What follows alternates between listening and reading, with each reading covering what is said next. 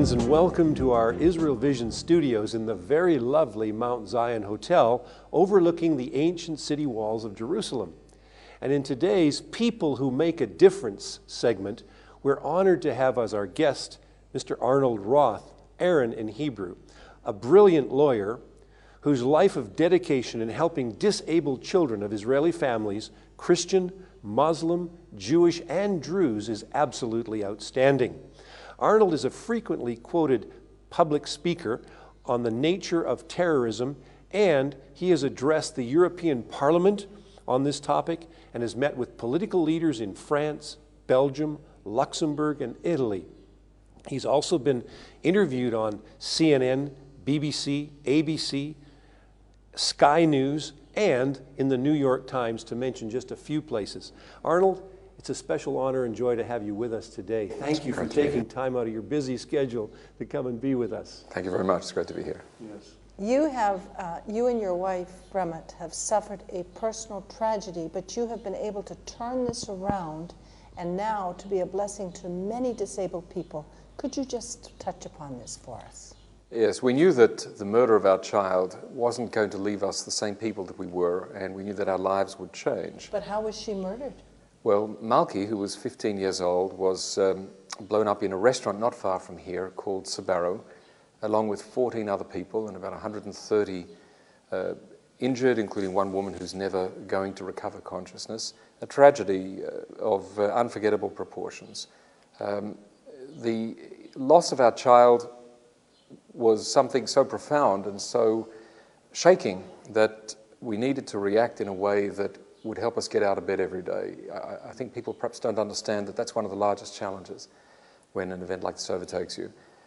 We set up a charitable foundation in her name. It's called the Malki Foundation, or in Hebrew, Keren Malki. And because of our bitter experience dealing with our youngest child who is blind and has multiple disabilities, without any connection to the murder of Malki, of course, we knew that there was some work we could do that would benefit people. And we felt being able to do things that benefit individuals in Malki's name was the right way for people to remember her, and we wanted people to remember her. Now, I've read your newsletters, and they're excellent on Keren Malki, and I recommend to our viewing audiences to get that, and we'll mention how to do that in a few minutes. But I noticed that Malki herself was active in helping disabled children.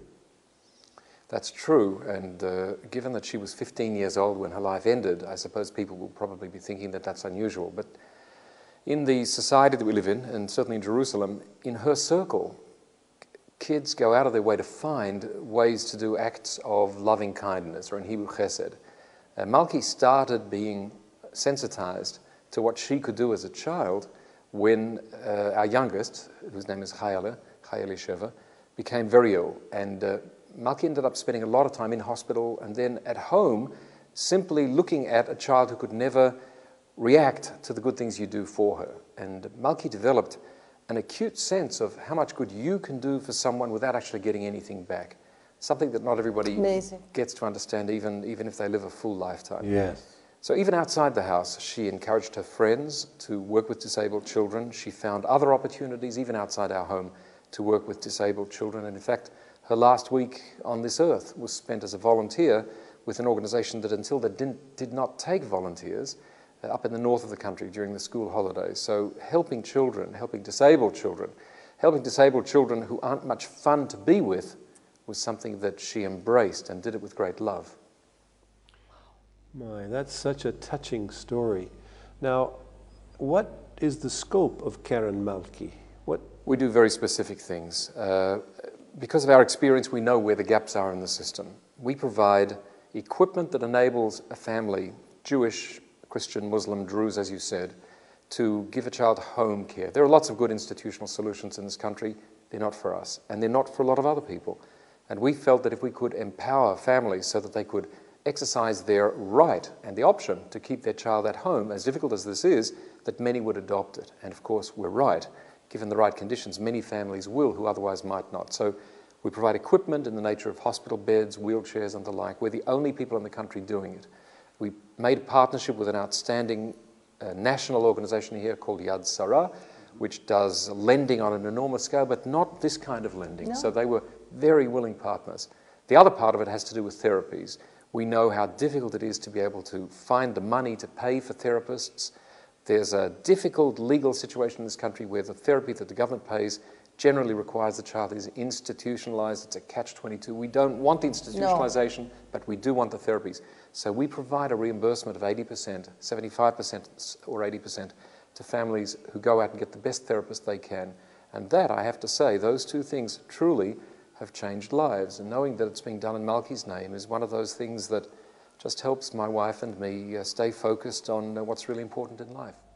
I noticed that you also take the children out for horse riding and things like that. It's so wonderful. Well, through our own child, we discovered how important animal therapy and horse riding therapy can be for neurologically disabled children. So we've often been in a situation where we're introducing families, Israeli families, to how valuable horse riding therapy can be. No one came along and suggested it to them, and even if they had, it would have been out of their economic ability. So we make it possible. Have you found in Israel that there is a tendency of families to hide the one who is disabled? The reason I'm asking that is we have friends that live in the Palestinian Authority.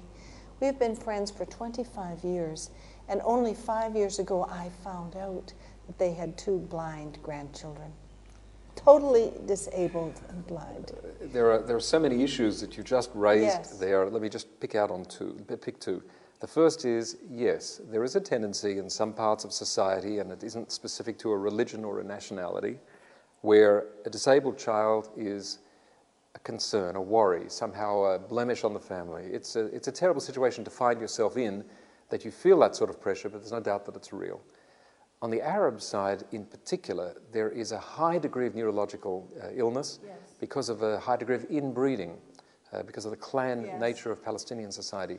So that in one case, I know we have 4 cousins, Arab children living in a village in the Galil, in Galilee, who all avail themselves of the services of Karen Malki for a specific form of therapy.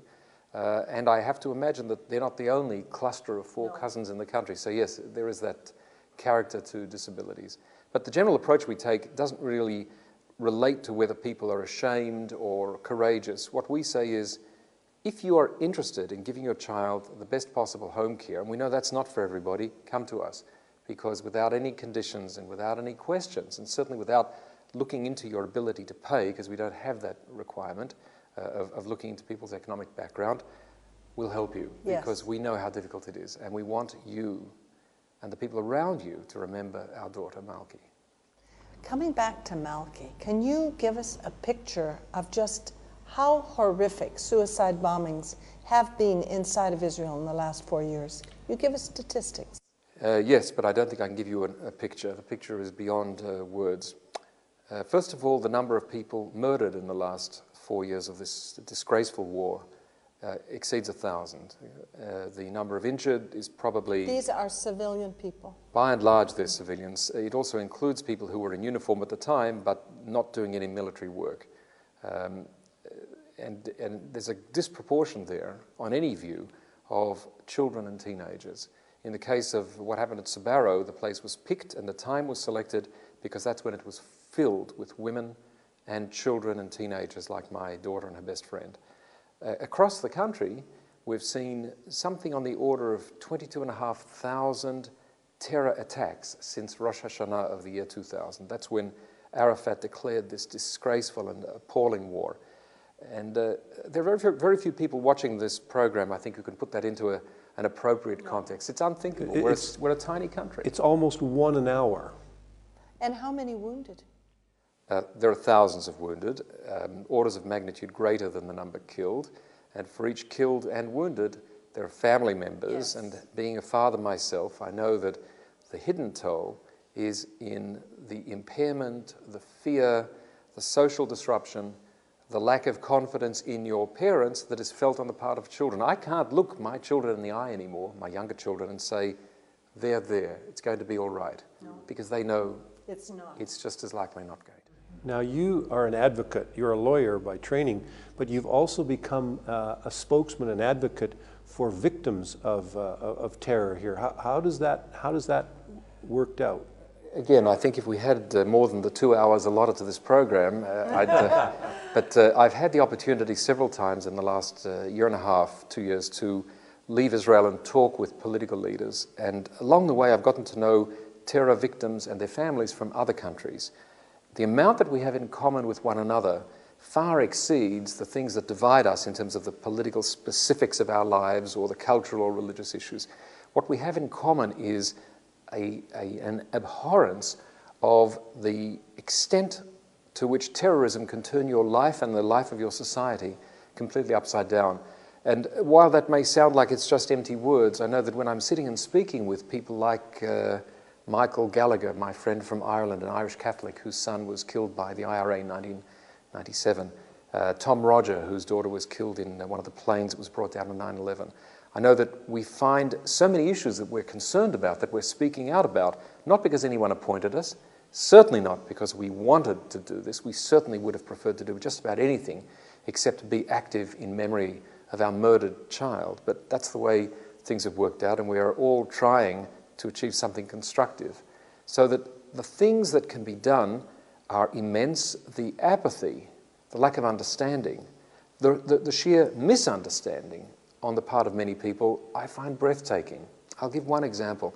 I've been interviewed a great deal by people who come to Israel looking for the inside scoop on Israeli victims of terrorism. And time and again, I'm asked, but can you understand the desperation of the young man who blew himself up? And it's all I can do to stay in control, because first of all, if I speak about the specifics, the young man was not desperate, he was delirious with joy, and he wasn't the only one. People danced in the streets on the day my daughter was murdered, and in every single case of a bombing here on a bus, in a supermarket, in a movie theatre, wherever it may have been, these people are at the peak of their joy. It's not desperation. Secondly, what do we mean by desperation? This young man wasn't poor, he was wealthy. He had every chance to have an education. The thing that he was motivated by an appalling distortion of religious values. And this is unforgivable. Unfortunately for all of us, it goes on every day. It's not desperation. The ones who are desperate are my wife and me and our children and Israeli society. We're desperate to be allowed to build a society based on decent values and raise our children in peace. That's where the real desperation is. Are we going to see a change for the better? Yes, but when? And I think that anyone who realistically looks at what's going on here will say, I hope they'll say, that until the education of Palestinian Arab children goes through a fundamental change, that prospect of real peace, not just an illusion, is a little far off. As long as they're taught that Jews and Christians are, as they use the expression, dogs and monkeys, it's going to be very difficult to get anyone on their side to make the difficult accommodations that are necessary to live in peace with someone who's different from yourself. My daughter, who's 12 years old, learns Arabic in school, not because we said this was important, but because it's the natural thing. That is what her school offers. When Palestinian Arab schools start offering their children Hebrew as a natural thing, I'll know we're on the track. But that really isn't happening today. Well, Arnold, we are so deeply touched by your life and by how you and Frimit have taken this horrible tragedy and turned it around for great good for so many here in the land. And as an observant man, you know this expression, but I want to share it with our viewers. It's called Tikkun HaOlam, and I believe that's what you're doing with your life. Tikkun HaOlam means to repair or make better the world. And that's what you've been doing in a very real and practical way. And our hats are off to you. And I don't know how to say it, but may the God of Israel comfort you in your work and in your family life, and may it just prosper and prosper. You're helping these poor disabled children. I want to know how people can be in touch to receive your information. We have a website, that's probably the easiest, which is at www.kerenmalki.org. That's KERENMALKI, one word, .org. And on that website there are phone numbers and email addresses. It's a homespun business. It's not a business, of course, but it's an effort that my wife and I do as volunteers Thank God we've had the privilege of already reaching hundreds of families, and I don't think it'll be long before we reach thousands. And the work really can go on as long as we can keep raising money from people of goodwill, and so far, thank God, we've been successful in doing that. Well, we want to thank you for being with us today. I know that you will never be the same after having listened to Arnold. Our heart's desire for you is that you would experience what we say in Hebrew, shalom bait. In other words, that is the highest value you could have in your home. Peace with yourself and those you love in your home. And that is our desire for you today. We would love to hear from you. Meanwhile, shalom, shalom, from Jerusalem.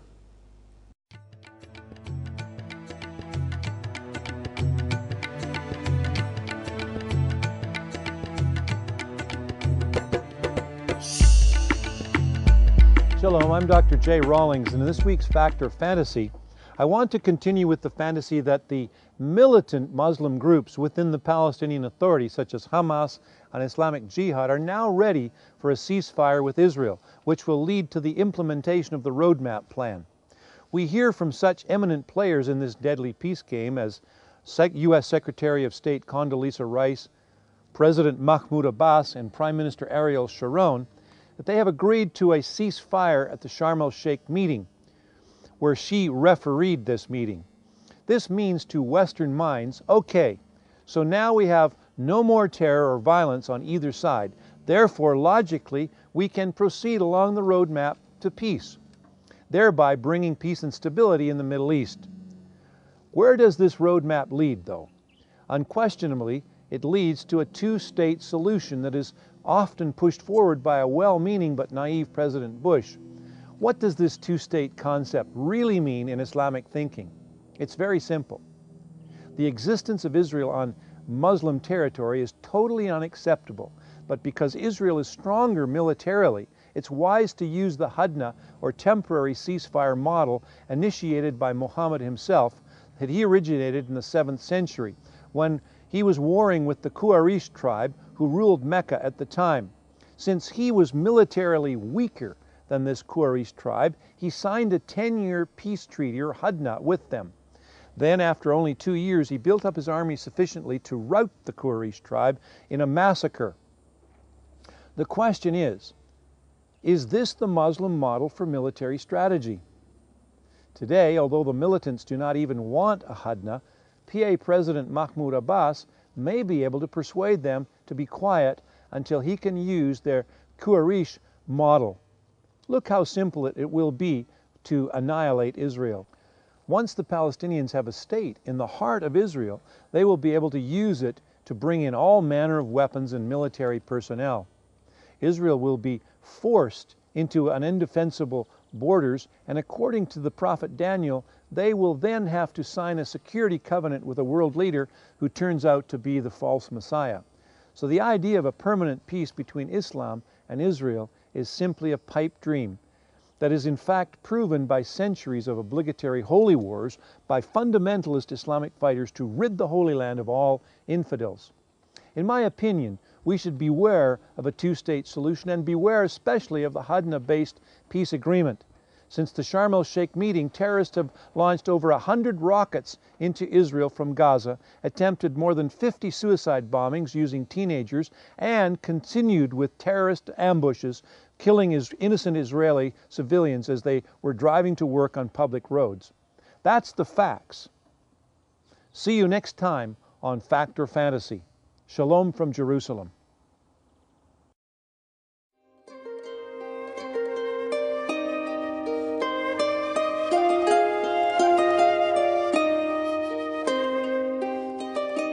Shalom and welcome to our home, located here on the hills of Benjamin, just outside of the city of Jerusalem. Wow, what a place to live. I love it. Well, did you know that the Bible says that all of creation is groaning and travailing for deliverance? Wow, what kind of a mystery is that? I love mysteries. You know, hot television series try to use the word mystery. But God is the hottest mystery I've ever come across. He's unfathomable. He's marvelous. And His ways just keep me looking for more. So He has this little word tucked into the book of Romans about how all of creation is waiting for redemption. Did you know that? It's amazing. Now, with the suffering in the earth today, and of course, suffering has always been part of life, always part of history. It seems to be growing, but I'm sure it isn't. I'm sure it's just the same as it has always been, with so much suffering in the earth. We can get a little hard-hearted, you know. We can even get a little judgmental. Hey, the guy up there isn't really doing his job. We never think about our own culpability in all of this, or the human sin factor, the self factor, the me factor, the now factor, the my factor, and the terror factor. What a world we live in. But I want to tell you a story, and I want to encourage you to enjoy the world around you and to enjoy what God has given. I want to encourage you to pray for your creatures, not just your babies when they're sick, not just one another when they're sick. Pray for each other before you get sick. Divine health is an even greater gift. But did you know that your creatures will not resist the power of the Spirit of God? And I've proven it. We had a beautiful dog, Bo, and she was a Staffordshire Terrier and was stolen and beaten, unconscious, and stuffed into a plastic bag. One of our neighbors saw this happen in a local park in Jerusalem, and she ran up to the thieves and she said, "Wait a minute, that's my neighbor's dog." And they were frightened and ran away. And so she sat and waited for Bo to come to and brought her home. She kind of was a little unstable, but she got home. We'd been away on a trip to Russia and walked into the garden, and there were our boys and this dog who looked like she'd had some kind of a nervous condition because her head was shaking and her tail was broken. And this sense of righteous indignation filled my heart. And I said, "Wait a minute, we're going to pray for Bo." And before we even carried our suitcases into the house, we laid our hands on our hound and we asked the Lord to simply heal the little pooch. And I went to bed because we were in jet lag. The next day we got up, there was our dog. Her head was just as normal as can be, and her tail was straight up. Wow! I saw God heal a broken tail and some kind of a nervous condition. I couldn't wait to go to the vet. I said, "Listen, can you heal a broken tail? I mean, are you able to treat it?" is what I said. I had to be careful what I said. He said, "Of course not." He said, "It's a broken spine. You can't heal that." Well, my dog was healed. Pray for your creatures. Pray for them. Talk to them. They're waiting for redemption just like you are. Hey, is that a mystery or what? Have questions? Great. Write me, hisstillsmallvoice.com.